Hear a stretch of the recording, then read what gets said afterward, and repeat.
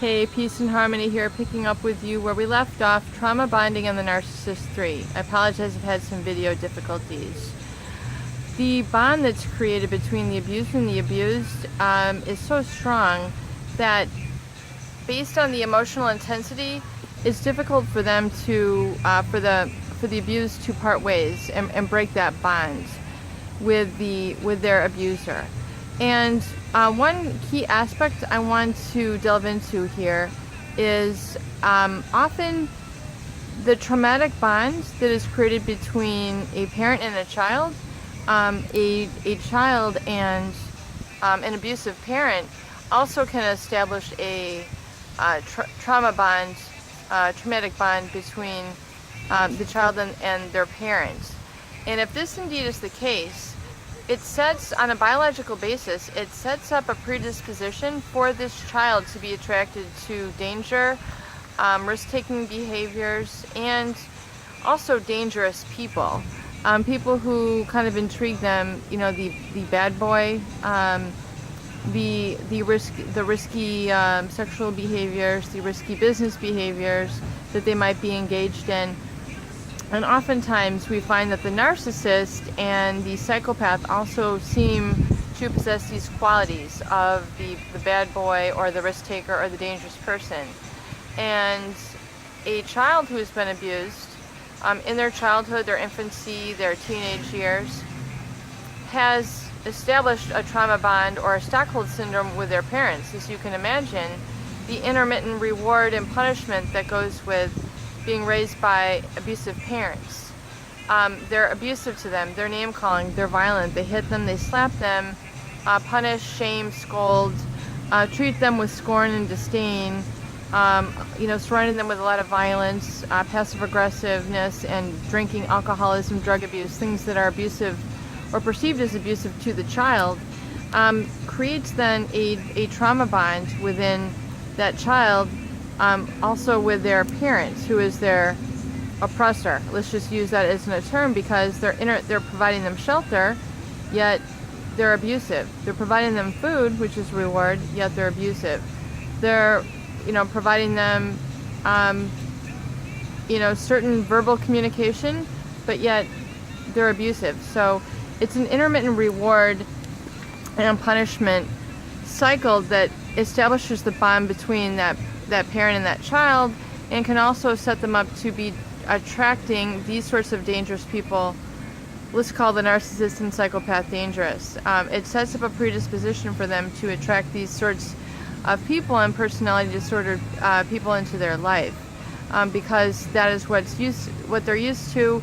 And once a trauma bond has been established, really no other relationship feels quite as satisfying to that person, to that wounded child, to that wounded adult.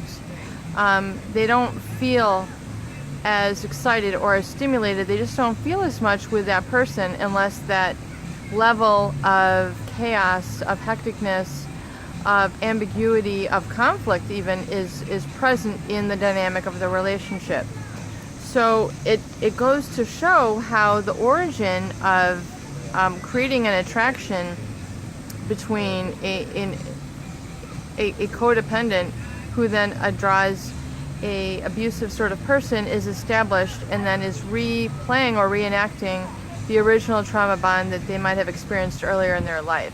So once you kind of begin to look at that and see the connection, and then you can then remove yourself from that relationship, you will be at a better position to establish a healthy, more normal foundation within yourself, which now your new goal should be, and responsibility should be, to create a normalcy and a healthy bond for yourself.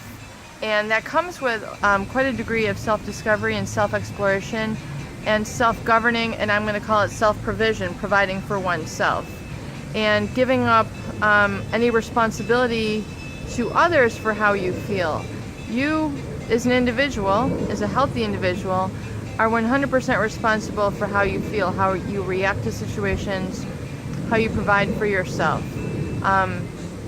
where you live, who you hang around with, what you ingest in your body, what you read. All these sorts of things you are ultimately responsible for.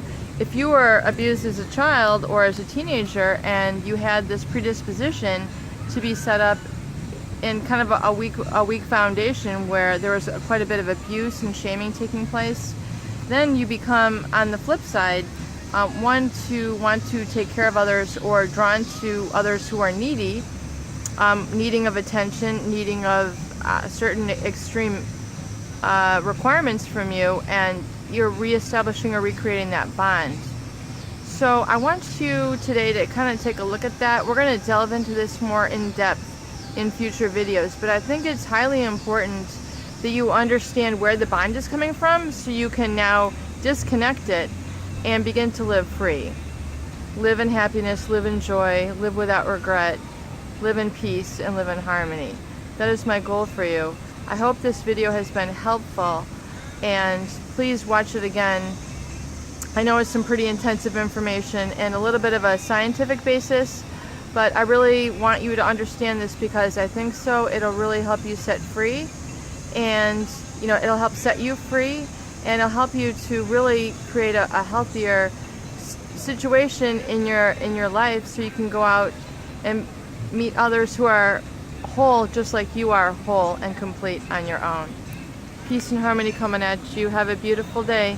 Please subscribe for more great tools, support, and videos.